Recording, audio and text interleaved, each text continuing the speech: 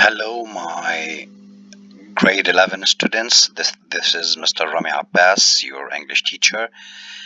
I just want to tell you that I miss you all, but the most important thing for this period is to stay home, stay safe, and stay healthy. That's why we're getting you your lessons on our YouTube channel.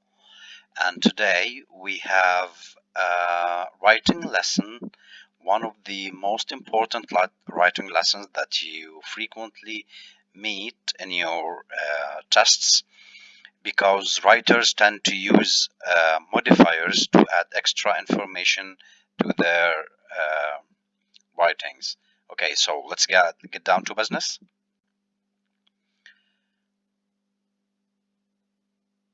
Okay, so for today's lesson, which is modifiers, the use of modifiers, we do have 5 goals to achieve, 5 objectives. The first objective is to know what modifiers are. Okay, how can we use them? How can we identify them? The second goal for today's lesson is to identify the punctuation pattern of modifiers, as modifiers have a certain punctuation pattern that should be followed all the time, and it cannot be broken. The third lesson objective for today is to identify the 3 main types of modifiers. We do have 3 main types of modifiers. I need you to identify them and to be able to use them as well. After that, we come to the fourth lesson objective, which is the problems that occur when writers use modifiers. That's called dangling modifiers, and we are going to know some other problems that meet writers when they use modifiers. And finally, we are going to have some applications and exercises from SAT previous tests. Ready for the lesson? Let's get down to business. Okay, so let's start with the first goal of today's lesson, which is identifying modifiers. What are modifiers? Okay, let's read the definition first, then we start explaining what it means. A modifier is a word or phrase that describes or add additional information to another word or phrase. What does that mean? So, a modifier is a word or a group of words that writers use to add some extra information, like a description, to another word in the main clause, in the sentence, I mean. These examples will make it easier for you to understand the definition. Let's read together the first example. Having finished all my assignments, I called my friends to arrange for that night's gathering. Okay, so this sentence can be seen as 2 parts. The first part is having finished all my assignments, and the second one is I called my friends to arrange for the night's gathering. For the first part, that is called a modifier, and the second part, that is called the main sentence. Okay, so we do have the modifier and we have the main clause or the main sentence, and they are separated with a comma. This is very essential. Okay, so how do the modifier, which is having finished all my assignments, add something to the other part of the sentence, to the main clause? Here, the main clause says that I called my friends to arrange for that night's gathering. Okay, if the writer wants to answer the question, what else did you do besides calling your friends? The answer will come here in the modifier, like I had finished my assignments.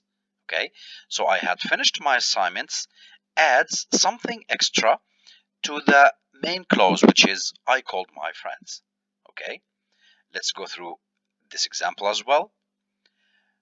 Known for his stubbornness, Jack was unwilling to cooperate again. Okay, so where is the main clause? The main clause is Jack was unwilling to cooperate again. Okay, so what does the writer want to add as a description of Jack besides being unwilling to cooperate? Okay, yes, he wants us to know that he's known for his stubbornness. So, the writer used a modifier to add this extra information about Jack, telling us, known for his stubbornness, Jack was unwilling to cooperate again. So, this is the definition of modifiers. Okay, let's get to another part in which we know the punctuation pattern of the modifier. Using modifiers implies using a certain punctuation pattern. If we have a look here, this is the modifier and this is the main clause, and we must separate them using a comma. Okay, let's have another look at the same example. Having finished all my assignments, that's the modifier, and we separate this modifier with the comma from the main clause. I called my friends to arrange for that night's gathering. So, when we use a modifier, pay great attention to the use of comma in order to separate between the modifier and the main clause.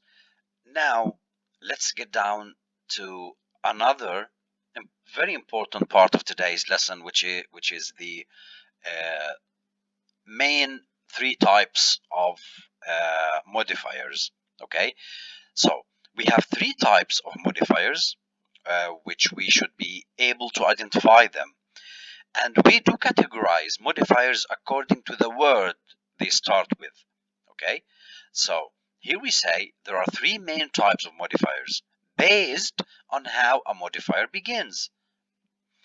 So the first type of a modifier is a prepositional modifier, and we can infer from its name that a prepositional modifier is a modifier that starts with a preposition. Prepositions, just like on, in, of, off, out, these are some examples of prepositions. So if we do have a modifier that starts with one of these prepositions, it's called a prepositional modifier. Let's have a look at these two examples. The first one, to be able to cater for her family, Rose started to look for a part-time job. So, where is the modifier? Yes, you're right. The modifier is to be able to cater for her family. How do we start this modifier? We start it with to, a preposition. So, to be able to cater for her family is a prepositional modifier.